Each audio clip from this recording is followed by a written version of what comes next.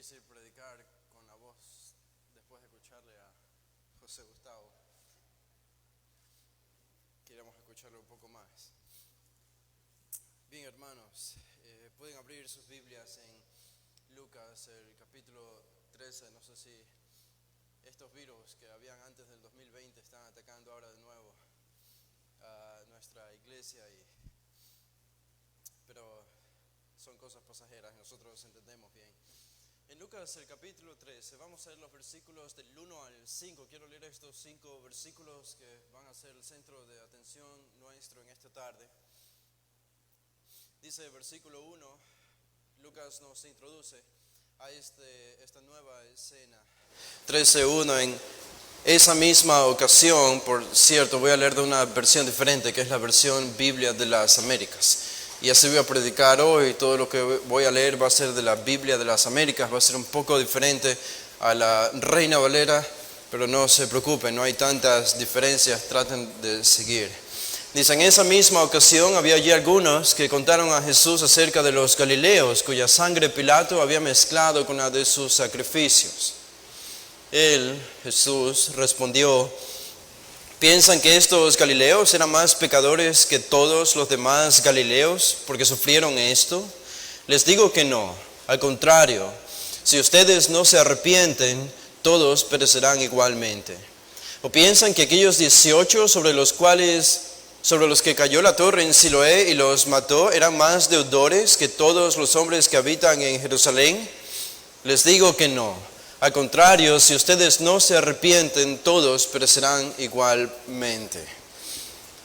Esta es una nueva escena y un nuevo episodio al que Lucas nos introduce aquí. Si ustedes se fijan, en los versículos 3 y 5, Jesús, al responder una noticia, un reporte que traen estas personas a sus oídos, Él responde repitiendo exactamente la misma oración. En el versículo 3 al final dice, si ustedes no se arrepienten, todos perecerán igualmente. Y el versículo 5, si ustedes no se arrepienten, todos perecerán igualmente. Es exactamente la misma frase. Y es más sencillo para nosotros entender de qué se trata este pasaje. Se trata de esa palabra que aparece allí, arrepentimiento, y la necesidad de arrepentimiento. 2 veces se repite. Jesús refuerza su respuesta acerca del tema del arrepentimiento. Como alguien dijo, cuando pensamos en el arrepentimiento es una promesa como un arma de doble filo, porque por un lado tiene una promesa de un gozo que nosotros experimentamos cuando vemos el resultado del arrepentimiento, gozo nuevo y profundo. Pero por otro lado, cuando pensamos en el arrepentimiento, también notamos que hay un cambio difícil y doloroso por el que tenemos que atravesar internamente.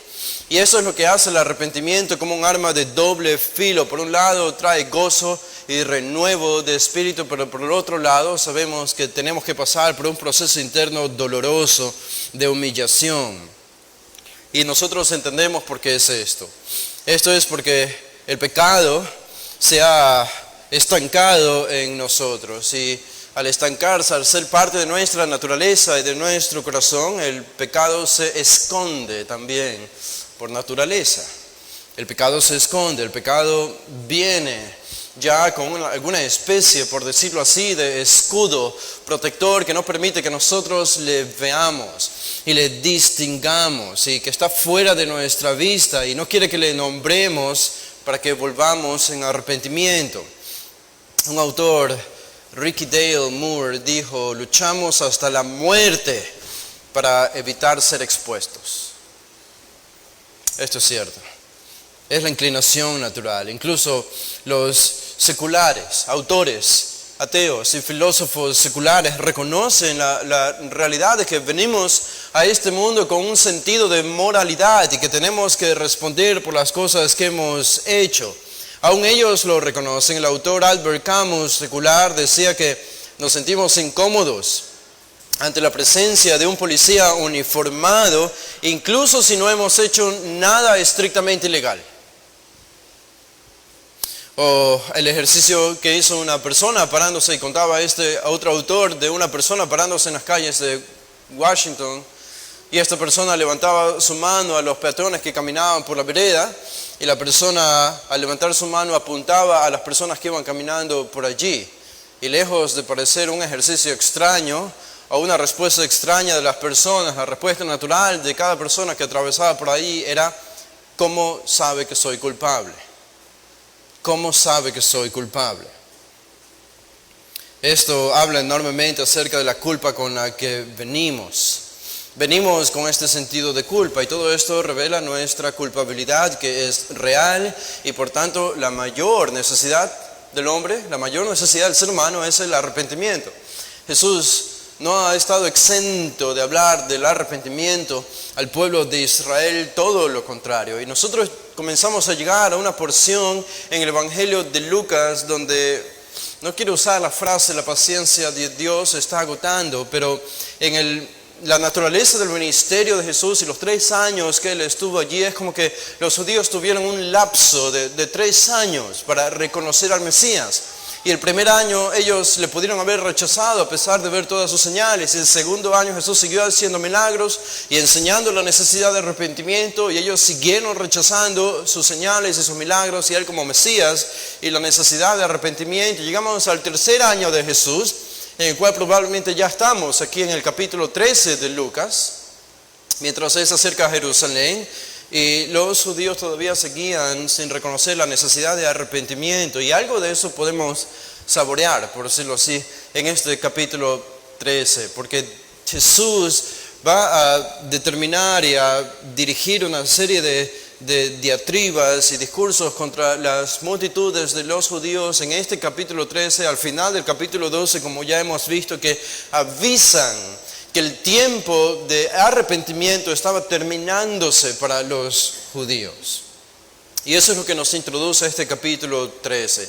Este es el gran tema, la necesidad de arrepentimiento de los judíos.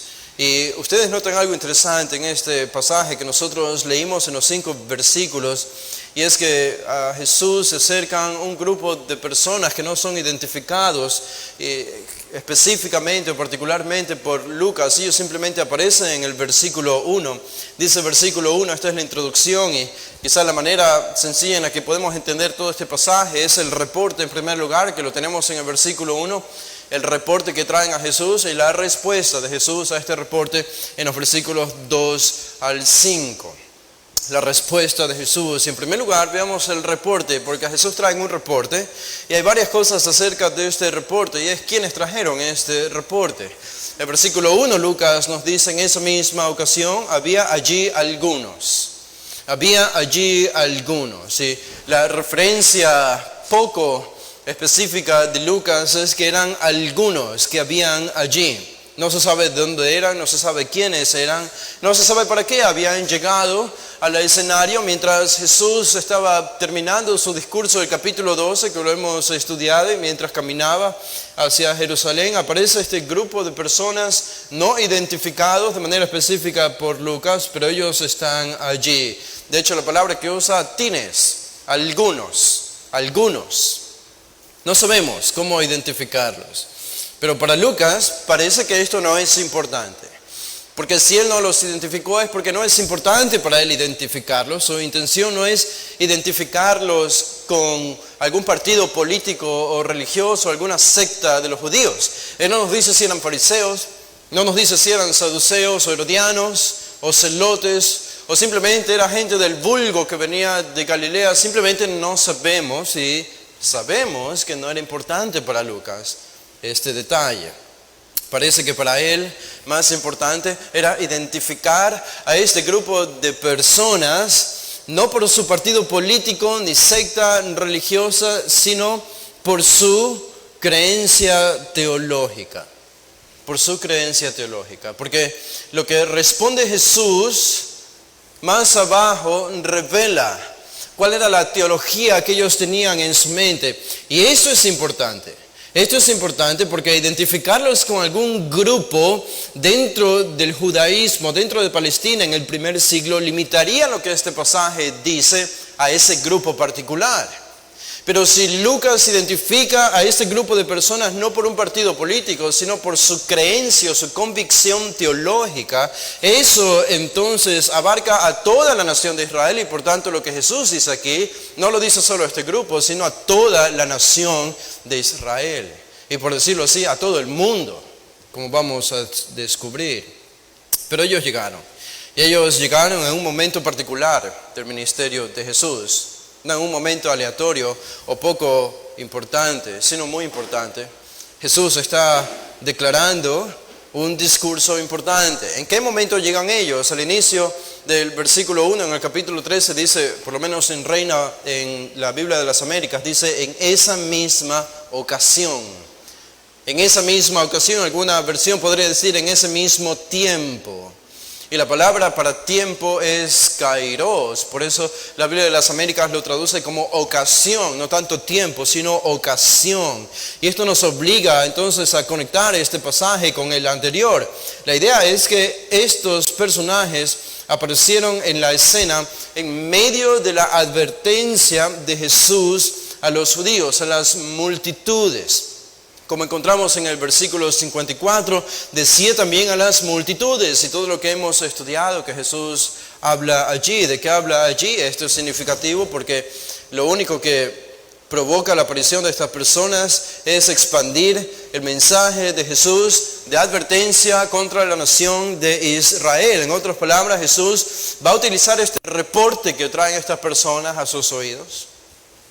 Y Él va a utilizar esto como una oportunidad para expandir las verdades de las que Él ha hablado al final del capítulo 12, cuando habla de la ceguera espiritual de la nación de Israel, cuando les acusa de ellos tener una deducción experta acerca de las señales del clima y del cielo y no utilizar la misma deducción experta para entender cuáles eran las señales de la era mesiánica en la que estaban viviendo. Y como enseñan los versículos 57 al 59, Jesús habla acerca de la necesidad de arrepentirse antes de que sean entregados al juez, como en esta ilustración o pequeña parábola, porque una vez que sean entregados al juez, ya no había más opción para el arrepentimiento, ya no había más esperanza.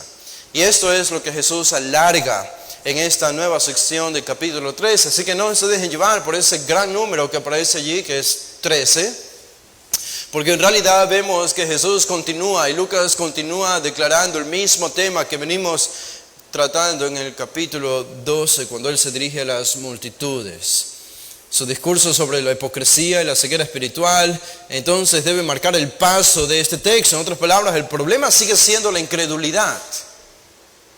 La incredulidad de la nación de Israel, el no reconocer que Él era el Mesías, ni la necesidad de arrepentimiento para perdón de pecados. Era el tiempo del que Isaías profetizó y que Jesús utilizó, ¿se acuerdan? En la sinagoga de Nazaret, cuando Él utilizó esa profecía de Isaías y se la aplicó a Él mismo. Y más adelante, este era el tiempo también del que hace referencia Lucas en el capítulo 7, en el versículo 21, cuando los discípulos de Juan le preguntaron si Él era el que había de venir, y Él respondió diciendo, vayan y cuenten a Juan lo que han visto y oído, los ciegos reciben la vista, los cojos andan, los leprosos quedan limpios y los sordos oyen, los muertos son resucitados y a los pobres se les anuncia el evangelio, y bienaventurado es el que no se escandalice de mí. Este es el mismo tiempo al que se hace referencia en el capítulo 10 de Lucas, en el versículo 23, volviéndose hacia los discípulos, les dijo aparte Jesús, dichosos los ojos que ven lo que ustedes ven, porque les digo que muchos profetas y reyes desearon ver lo que ustedes ven y no lo vieron, y oír lo que ustedes oyen y no lo oyeron. Era la era mesiánica, era la era de la que Gabriel anunció a María, y los ángeles a los pastores en el nacimiento de Jesús. Era esta era mesiánica, y Jesús está hablando acerca de esa era mesiánica cuando aparecen estos personajes en el capítulo 13, versículo 1, trayendo un reporte a sus oídos. Pero los judíos no podían ver esta luz que brillaba en Israel, incluso más que el sol, porque amaban la oscuridad. Y por eso cuando venían a Jesús no venían humillados, venían como, bueno, como estas personas, ¿Cuál es el reporte? ¿Cuál es el reporte que traen? Observen el versículo 1 del capítulo 13. Dice, en esa misma ocasión había allí algunos, y este es el reporte, que contaron a Jesús acerca de los galileos, cuya sangre Pilato había mezclado con la de sus sacrificios. Este es el reporte. ¿Por qué le llamamos reporte a esto? Porque esa es la palabra que aparece aquí. Es la palabra apangelo, la idea de contar una noticia, de traer una noticia, de decir un reporte a alguna persona. Probablemente esta palabra indicaría que quizá este era un acontecimiento del que ellos están hablando aquí, que no había sucedido hace mucho tiempo. Casi como enterarse de una noticia nacional y entonces traerla a los oídos de alguna persona o de alguna autoridad. Naturalmente Jesús conocía este acontecimiento, pienso yo, lo que nos hace conjeturar un poco acerca del motivo por el que estas personas trajeron este reporte a los oídos de Jesús, del Maestro. Lucas no nos dice cuál era su motivación. Hay algunas conjeturas, pero Lucas no nos dice. Lo que es seguro es que era un evento difícil de ignorar. Era difícil de ignorar. Era como uno de esos eventos nacionales que ocurren y de los que todo el pueblo habla y conversa. Nosotros entendemos bien eso porque cuando ocurre algo en nuestro propio país, todos estamos hablando de estos eventos nacionales importantes. Y esto es lo que ocurrió aquí. Y vemos entonces que tarde o temprano Jesús había tenido que comentar sobre este evento y dar su perspectiva. Y particularmente este era un evento calamitoso, era una calamidad que había ocurrido en la vida social del pueblo judío allí en Palestina en el primer siglo. ¿Y por qué era tan importante para ellos? Bueno, el mismo evento nos comunica algo acerca o al respecto. No era un evento cualquiera, dice que Pilato había mezclado la sangre de unos galileos con la de sus sacrificios. Esto es lo que había sucedido. Esto era una atrocidad. Esto había sido un acto cruel. Esta había sido una masacre para los galileos. Conocemos de eventos parecidos en la vida de los judíos. No tenemos referencias seculares. Ni el historiador judío Josefo, ni otros historiadores seculares, ni rabinos, ni judíos nos dicen algo acerca de este evento. No sabemos nada acerca de esta masacre a los galileos, sino por esta referencia que hace Lucas aquí en su propio evangelio. Pero aparte de esto no tenemos cómo corroborar este evento histórico. Pero lo que sí sabemos es que eventos como estos no habrían sido poco frecuentes en la vida de Israel en Palestina, especialmente bajo el Imperio Romano. Por ejemplo, en el año 26 después de Cristo se habían erigido algunas efigies con imágenes de gobernadores romanos o de Césares y fueron publicados allí en Jerusalén, y algunos judíos marcharon a Cesarea para quejarse ante Pilato de que quiten esas efigies porque eran ofensivas para ellos según la ley judía, no podían contemplarlas, y hubo un alboroto y un desastre en ese tiempo. Algunos judíos fueron masacrados también en otro momento en conexión con la construcción de un acueducto en Jerusalén. Algo sucedió allí, hubo una revelación, un levantamiento y fueron masacrados judíos. Algunos samaritanos fueron también atacados en el monte Gerizim en el año 36 después de Cristo. Arquelao también asesinó a 3,000 judíos en el año 4 antes de Cristo. 6,000 judíos fueron asesinados por Alexandro Janeo después de haber sido apedreado con limones durante la fiesta de los tabernáculos, y como represalia murieron 6,000 judíos. Esto ocurrió en el año primero antes, en el siglo primero antes de Cristo. Y aunque no tenemos entonces cómo corroborar históricamente lo que estos hombres traen a los oídos de Jesús, sabemos que realmente ocurrió.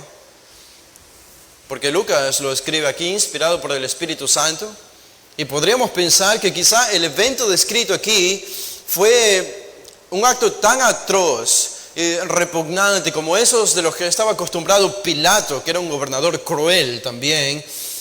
Pero quizás fue tan atroz este evento que intencionalmente quedó sin ser registrado para no hacerle más mala reputación a Pilato de la que ya tenía. Lo que revela que Lucas fue el único historiador en registrar un evento como este en las páginas de su evangelio. Ahora, noten que esta atrocidad no le ocurrió a cualquier grupo de personas. Esta fue una atrocidad que ocurrió a los Galileos. Si ustedes saben algo acerca de los Galileos eran judíos, pero eran llamados Galileos porque vivían al norte de Palestina, en la región llamada Galilea, donde habían muchas ciudades en donde Jesús pasó la mayor cantidad de tiempo durante su ministerio haciendo milagros, enseñando. ¿De dónde venían los discípulos? Casi los 12 discípulos. Recuerden, es muy interesante entender que Jesús ya no está en Galilea cuando se habla de los Galileos. Lo que me hace pensar a mí que estas personas que vienen a contarle este reporte probablemente no eran galileos, sino que venían del sur de Palestina, de Judea, alguna ciudad de Judea, o de la misma Jerusalén, que también estaba al sur de Judea. Y puede ser que aquí encontramos un pequeño sabor de este disgusto que tenían los judíos del sur hacia los judíos del norte.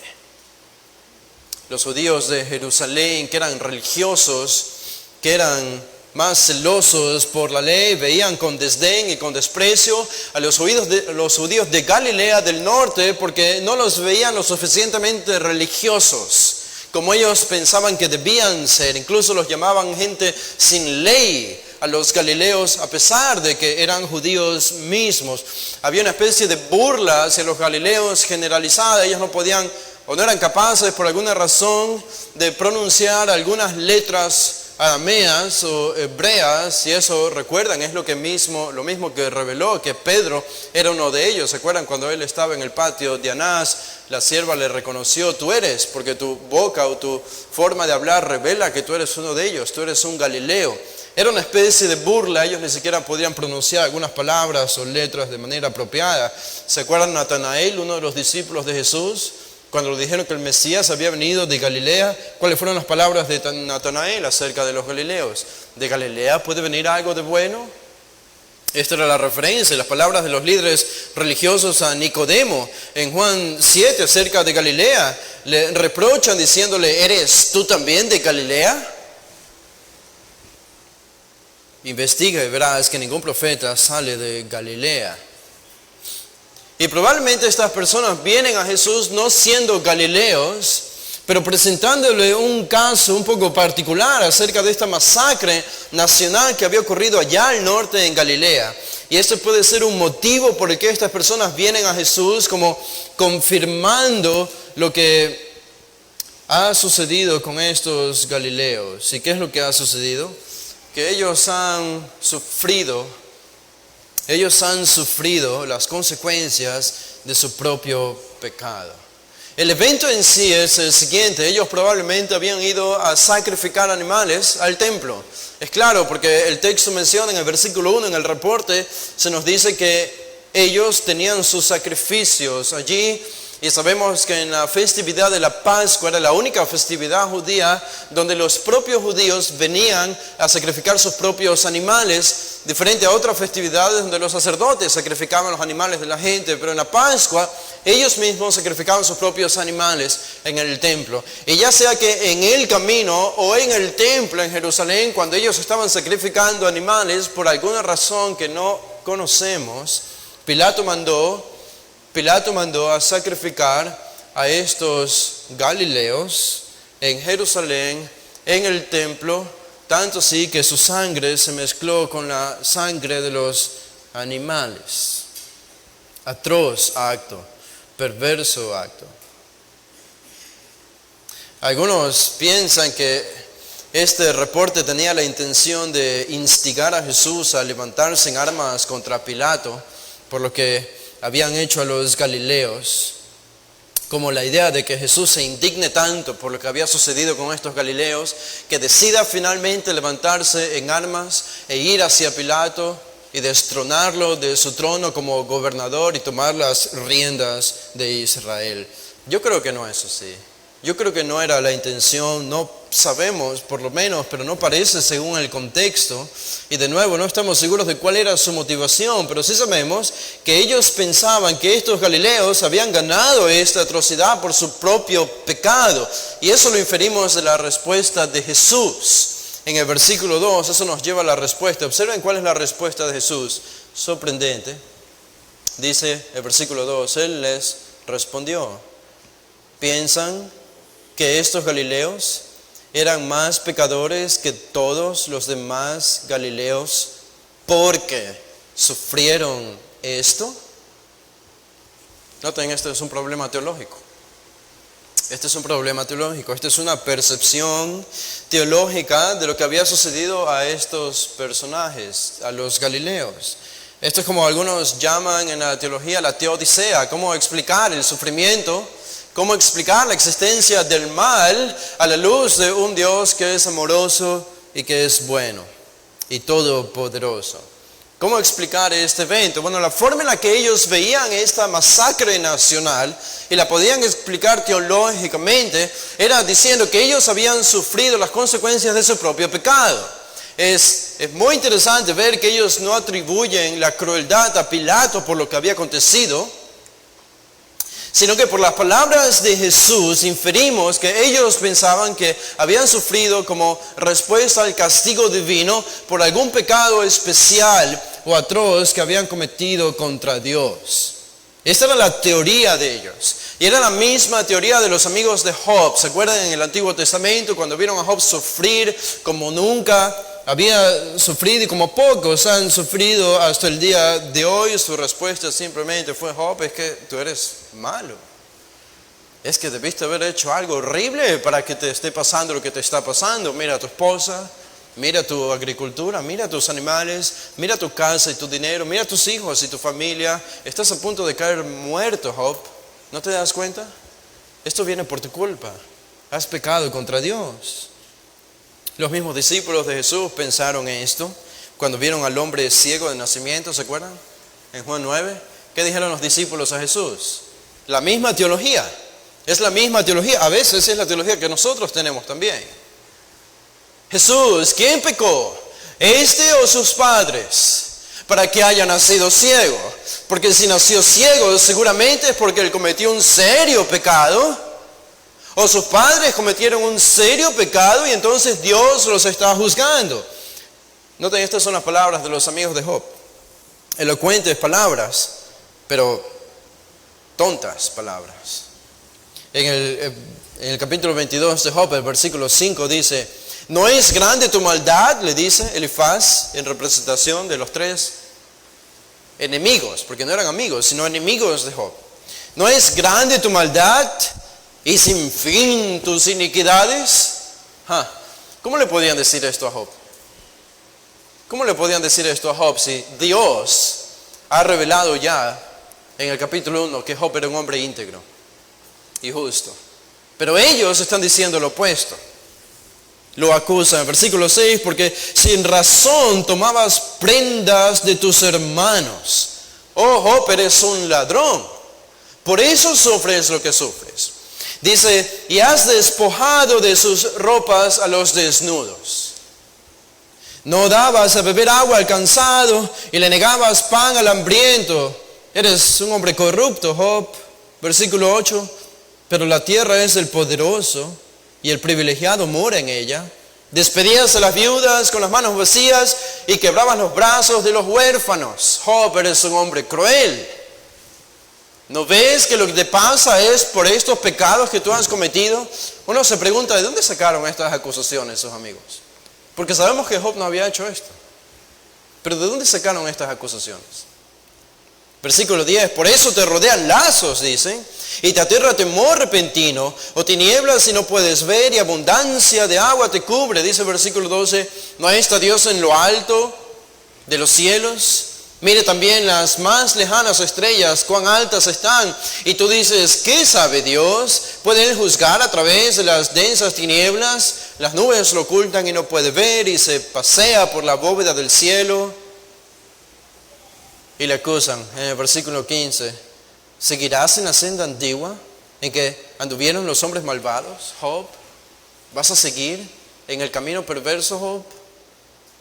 Después de todo lo que te ha pasado. Y el versículo 16, que fueron arrebatados antes de su tiempo y cuyos cimientos fueron arrasados por un río. ¿Vas a seguir ese camino, Job? Acusación. La misma acusación que encontramos en, creo que es el capítulo 28 de Hechos. ¿Se acuerdan cuando Pablo llega a una isla y le muerde una serpiente? ¿Qué pensaron los nativos de esa isla? No eran judíos, no tenían nada que ver con judíos, pero ¿cuál fue la reacción? Fue exactamente la misma. Oh, la muerte le persigue a este hombre por algo horrible que ha de haber hecho. La muerte le persigue. Yo recuerdo en el terremoto que ocurrió aquí hace unos años, el peor en los últimos años que ha recibido Ecuador, y recuerdo que teníamos unos vecinos que vivían al lado de nuestro departamento y ellos justamente en el día del terremoto habían ido en Manabí, donde eran ellos, donde golpeó fuertemente este terremoto en Ecuador, y ellos eran jóvenes, una pareja joven, el papá, la mamá y un bebé que tenía la misma edad de nuestro hijo mayor. En ese tiempo tenía 1 año de edad y el papá se había parqueado con su esposa y su bebé a la vereda de una tienda que tenía 2 pisos para comprar algo. Él se bajó a comprar algo y en el carro quedó la esposa y el bebé. Y justo en ese momento llegó el terremoto. Y justo la edificación donde estaba parqueado al lado del carro se derribó, cayó encima del carro y aplastó a la esposa y al hijo de 1 año, al bebé, y los mató instantáneamente. Obviamente este joven se mudó de la casa donde vivía y dejó de ser nuestro vecino completamente abrumado. Y uno puede pensar y ver una escena como esa y decir erróneamente, con una teología mala, y decir algo malo debe haber hecho este hombre para que Dios le haya castigado de esa manera. ¿No? ¿Qué pecador debe haber sido él? Y nosotros pensamos, y debemos recordar el mismo ejemplo de Job, que sufrió no por causa de algún pecado especial o atroz que habría cometido contra Dios. Y podemos pensar, ¿por qué estos hombres que trajeron este reporte a Jesús no pensaron de esta manera? ¿Por qué no se acordaron de la ilustración de Job? Ellos sabían ya lo que había acontecido con Job y sabían que había sufrido no por causa de su pecado. ¿Por qué no pensaron en la ilustración de José, que sufrió no por causa de su pecado, sino porque Dios lo puso ese sufrimiento para hacer una obra por medio de él? Y el mismo David en el Antiguo Testamento, ellos habían formulado una teología que distinguía, hacía distinción entre pecadores. Y esa teología los volvía a ellos inocentes. ¿Cuál era la teología? Era una teología que los justificaba. Su problema era que pensaban así. Dice Jesús en el versículo 2, ustedes piensan que estos galileos eran más pecadores. Ese es el problema. Ese es el problema. Ellos pensaron que estos galileos, porque sufrieron como sufrieron y la muerte que sufrieron, eran más pecadores que ellos mismos, que no sufrieron lo que ellos habían sufrido. En otras palabras, tenían una teología pervertida acerca del sufrimiento. No entendían cómo funciona el sufrimiento en este globo terráqueo que Dios ha creado en medio de la raza humana. Nota, esta era la forma en la que ellos pensaban, y como tú piensas es como eres y actúas y te conviertes en lo que piensas al final.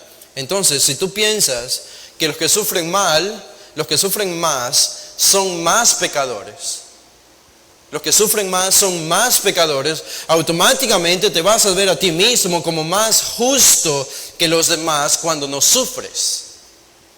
Y ese es el problema de esta teología.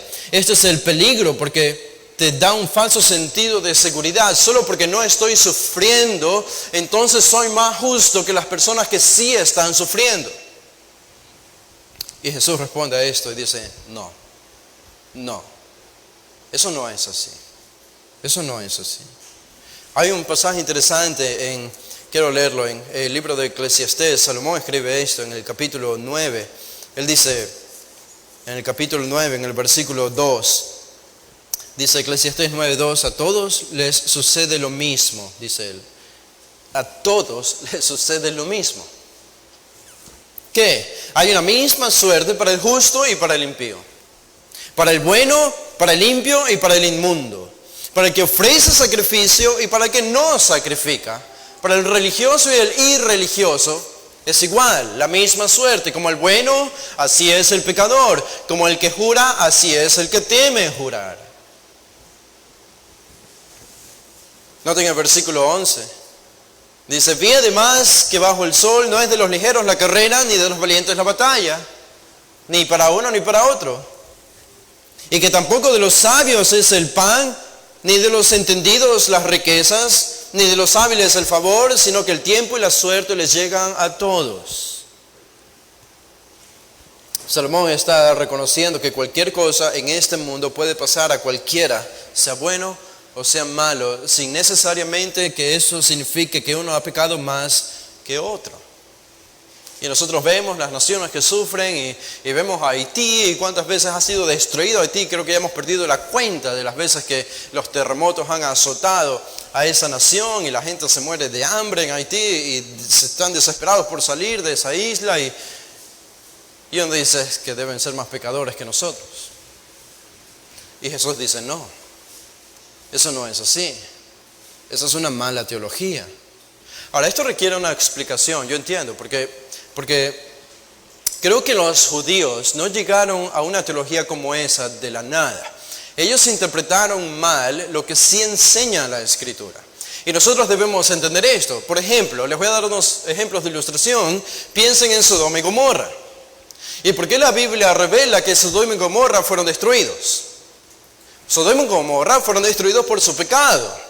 No vemos que otras ciudades hayan sido destruidas como Sodoma y Gomorra. Así que allí tenemos que Dios sí juzga los pecados de una nación o de un grupo de personas o individualmente. Por lo tanto, sabemos que aquí Jesús, en este pasaje, al negar esta teología malversada de estas personas, no está negando que Dios juzga pecados. Este no es el asunto, porque Dios sí juzga pecados. Por una razón lo envió a Jonás a Nínive, porque pensaba destruir a Nínive. ¿Por qué? ¿Porque eran los más virtuosos del mundo antiguo? No, todo lo contrario, porque eran los más depravados. Dios estaba a punto de destruir Nínive. Y podemos mencionar el ejemplo de Génesis 6 y toda la raza humana cuando se depravó y Dios decidió destruirla por medio del diluvio. Dios juzga los pecados. Dios juzga los pecados. Pero ¿qué es lo que Jesús está negando aquí? Lo que Jesús está negando aquí es que nosotros simplemente no tenemos la revelación divina para saber que acontecimientos atroces ocurriéndole a diferentes grupos de personas se debe a que Dios los está juzgando por algún pecado que ellos han cometido. Porque podemos decir eso acerca de Sodoma y Gomorra, podemos decir eso acerca de Nínive y de la raza humana en Génesis 6. ¿Por qué? Porque tenemos una revelación divina que nos dice eso. Pero si eventos como estos ocurren el día de hoy, como estos galileos que fueron masacrados y su sangre fue mezclada con sus sacrificios, y decimos lo mismo, estaríamos utilizando mal la teología del Antiguo Testamento. ¿Por qué? Porque no tenemos una revelación de por qué esto ocurrió a estos galileos, o por qué las cosas suceden a los haitianos, o a los africanos, o a diferentes grupos de personas. No tenemos ese conocimiento, Dios no nos lo ha revelado. Por tanto, ¿cuál es la respuesta de Jesús? La respuesta de Jesús en el versículo 3 dice, les digo que no. Al contrario, en contraste, si ustedes no se arrepienten, todos perecerán igualmente. Jesús niega esta teología y de manera muy interesante Jesús internaliza lo que ellos habían externalizado. Es muy fácil venir y juzgar a otros grupos que sufren, pero Jesús dice, no me interesa discutir acerca de los galileos, no me interesa discutir acerca de las cuestiones políticas o de la crueldad de Pilato, no me interesa armar a raíz de este evento, un movimiento revolucionario en contra de los gobernadores romanos, porque hay un problema mayor, un problema más serio. El problema que estas personas veían a lo lejos, que era teológico y que era externo, Jesús lo internaliza y Jesús cambia su mirada del evento atroz de los galileos y comienza a mirar al corazón de este grupo de personas. Y eso es a veces lo que uno tiene que hacer cuando conversa con personas que se autojustifican, ¿no? Ya sea por medio de su religión, con justicia propia, en su moralidad, o ya sea por medio de filosofías, de negando la existencia de Dios o negando la Biblia, y vienen con argumentos pseudo inteligentes y pseudo sabios, queriendo aparecer inteligentes ante las personas, como que nadie puede responder sus preguntas, y a veces lo que uno simplemente necesita hacer es decirles: muy bien, este problema del mal y que cómo existe Dios y el mal en el mundo, pero dime una cosa, ¿cómo está tu corazón? ¿Cómo está tu corazón? ¿Qué cosas horribles has hecho tú en tu vida? Dime lo que hay en tu corazón. Y a veces eso cambia y sorprende a las personas. Dirige la mirada al lugar donde debe ser dirigida, que es el corazón de las personas. Y eso es exactamente lo que hace Jesús aquí en el versículo 3.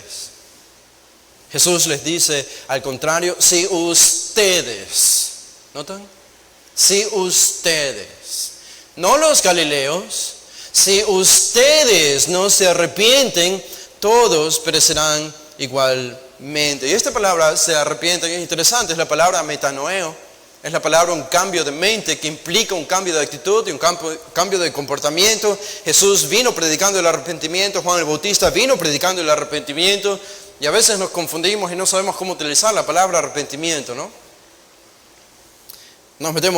Probablemente nos metemos mucho en la cuestión de la soberanía de Dios y la responsabilidad humana. Cuando pensamos en el arrepentimiento, ¿debo explicar el arrepentimiento o no? Si al final esto es algo que Dios da, ¿para qué mencionarlo? No tiene sentido. ¿Qué es lo que Pedro dijo a los judíos incrédulos en su primer sermón? Arrepiéntanse.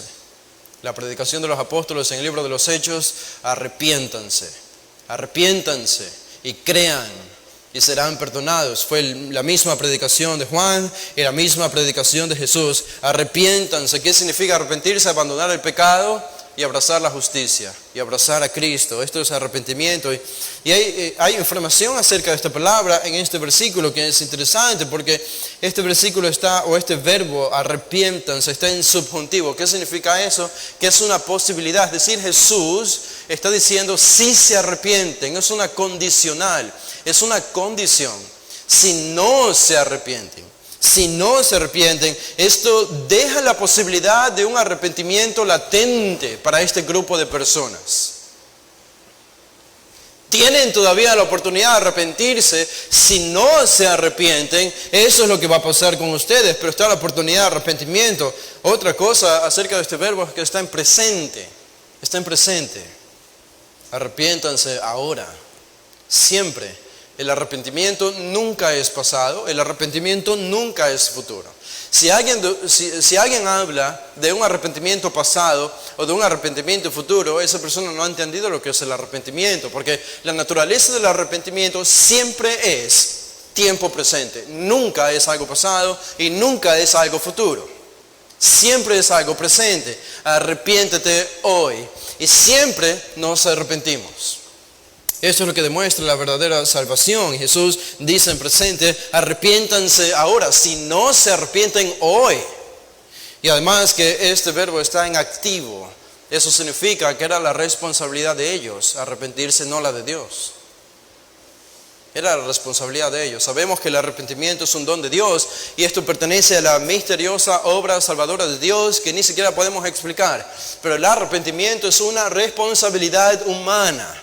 No por gusto. Pedro decía: arrepiéntanse. Y ahora ningún humano puede hacerlo sin la gracia soberana de Dios. Entendemos eso, pero no deja de ser, misteriosamente hablando, responsabilidad humana.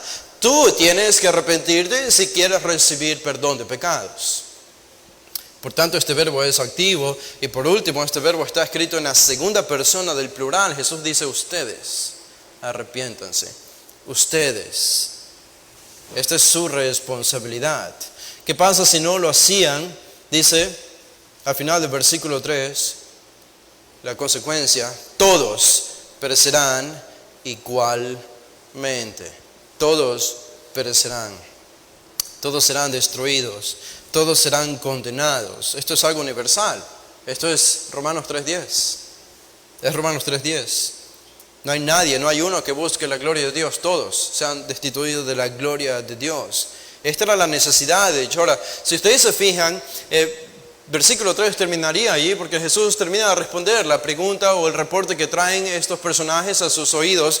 Pero Jesús quiere reforzar el punto que acaba de hacer y añade entonces otra pregunta retórica para que él mismo la responda, reforzando lo que ya ha dicho. Noten el versículo 4, y trae otro evento que Jesús conocía muy bien y que todos habrían conocido muy bien y del que nosotros no sabemos nada. Dice el versículo 4, ¿o piensan que aquellos 18 sobre los que cayó la torre en Siloé y los mató eran más deudores que todos los hombres que habitan en Jerusalén? Esta fue otra atrocidad, otro evento. La única diferencia es que no hay un agente malvado que lo haya perpetrado. Esto parece ser simplemente obra de la providencia. No hay un Pilato y no hay un Herodes, no hay un gobernador malvado, un general que haya masacrado a Galileos. Esto es diferente. Esto ocurrió en Jerusalén, probablemente en la torre de Siloé. Habían personas allí y una torre cayó encima de un grupo de personas y los apachurró y los mató a todos. Y la teología de los judíos y la teología natural comunicaría la idea de que esto ocurrió porque ellos seguramente habrían cometido un serio pecado y Dios decidió castigarlos de esa manera. Y Jesús responde y dice, les digo otra vez, exactamente las mismas palabras. Versículo 5, les digo que no, al contrario, si ustedes no se arrepienten, todos perecerán igualmente. Hay una palabra interesante que aparece ahí que utiliza Jesús en el versículo 4. En lugar de utilizar la palabra pecadores, como él usa en el versículo 2, aquí utiliza la palabra deudores. Él dice, o piensan que aquellos 18 sobre los que cayó la torre en Siloé y los mató eran más deudores. Eran más deudores que todos los hombres que habitan en Jerusalén. La palabra deudores es la palabra opheiletai.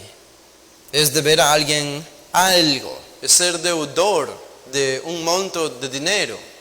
Y esto pasó a utilizarse incluso cuando había ofensas morales. La persona se convertía en un deudor de la otra persona a la que le debía un arrepentimiento, una confesión de pecados. Jesús utilizó esta palabra,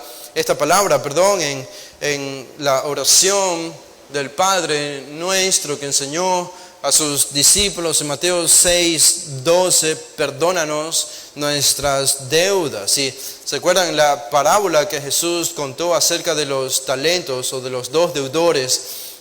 En Mateo el capítulo 18 vuelve a aparecer esta misma palabra. Allí en el versículo 24 estaba este rey que quiso ajustar cuentas con sus siervos en Mateo 18, y el versículo 24 dice, y al comenzar a ajustar las cuentas, le fue presentado uno que le debía 10,000 talentos. Y uno dice, wow, 10,000 talentos.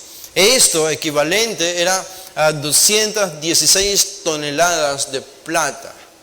216 toneladas de plata. En otras palabras, era algo impagable. Algo impagable. Y está interesante que esta es la palabra que se utiliza aquí. Él era deudor de 10,000 talentos. Y ustedes saben cómo continúa esa historia. La historia continúa en que el siervo, sabiendo que no tenía con qué pagar, cayó postrado ante él en el versículo 26, ante el rey, diciendo, tenga paciencia conmigo y todo se lo pagaré. Y el señor de aquel siervo tuvo compasión, lo soltó y le perdonó la deuda. Esa es la palabra. Le perdonó la deuda. Y en un sentido, este dueño, este amo y este rey simboliza a Dios. Y lo que él estaba dispuesto a hacer con la deuda de los hombres, a perdonarla completamente. Era un asunto de gracia. Era una cuestión de misericordia. Y uno puede hacerse la pregunta, ¿por qué Jesús no mostró misericordia a los judíos para darles salvación? Porque ellos no sabían cuál era su deuda. Y si no conocían cuál era su deuda, Jesús no podía perdonar esa deuda y mostrar misericordia. Este era el problema de los judíos. No vieron su deuda.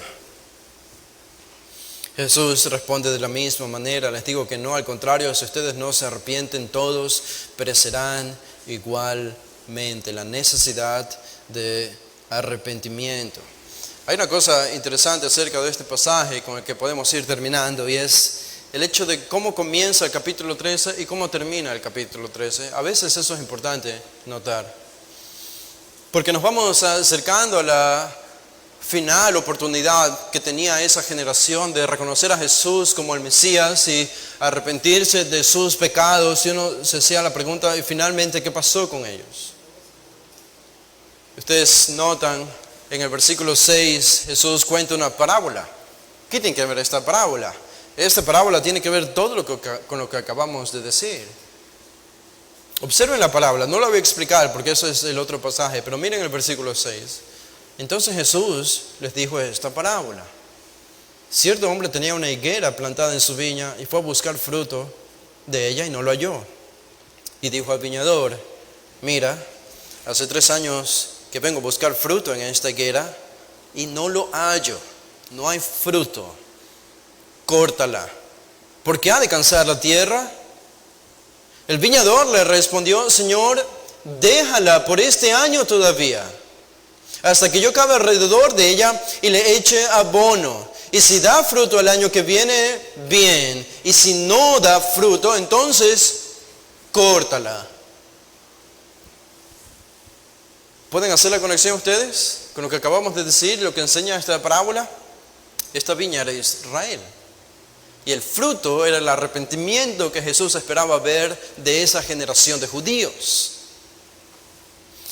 Y en un sentido la historia queda incompleta porque no sabemos al final de la historia o incluso de esta parábola si hubo o no hubo arrepentimiento, si hubo o no hubo fruto, si fue o no fue cortada.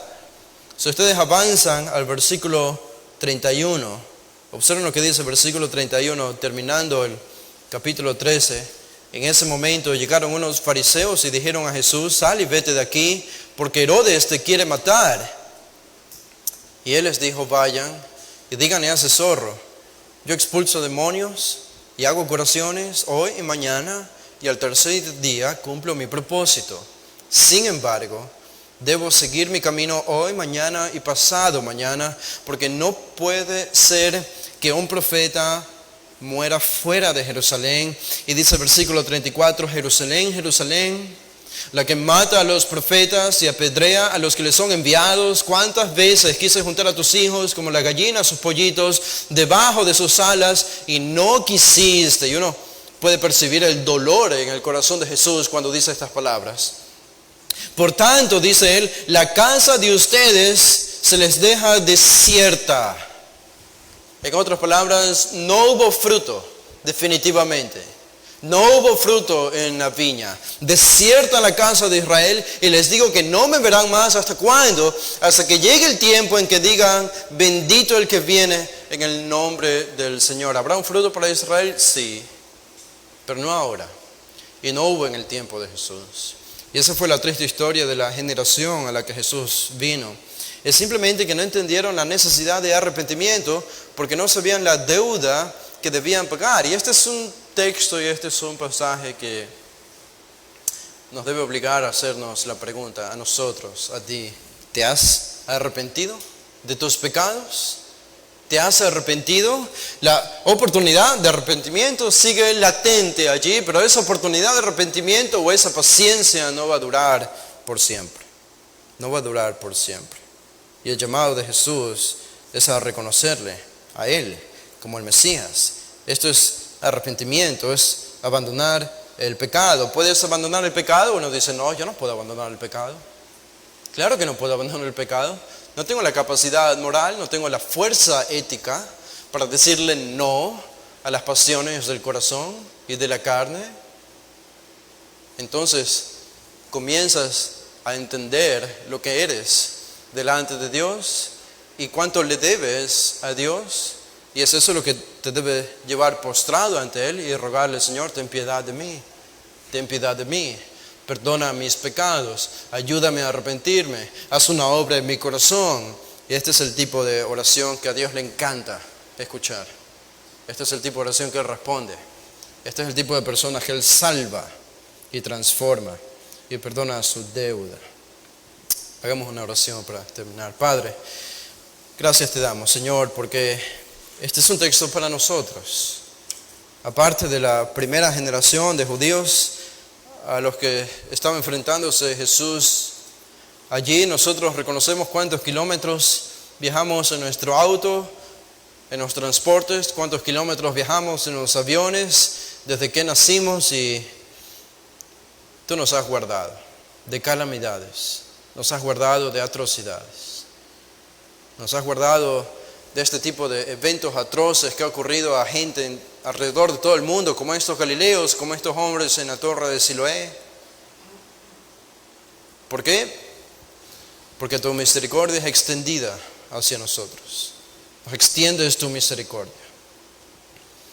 Y a veces no reconocemos eso y fallamos en entender que cada día es un regalo de tu misericordia para nosotros, y que cada día es una nueva oportunidad para arrepentirnos y conformarnos a la imagen de tu Hijo. Yo ruego, Padre, que en esta tarde tú traigas al arrepentimiento a las personas que no te conocen en este lugar, que son miembros de nuestra iglesia y que no te conocen, y que nosotros no sabemos que no son creyentes, pensamos que son creyentes, y probablemente ellos también están engañados pensando que son creyentes, pero tú sabes que no son creyentes.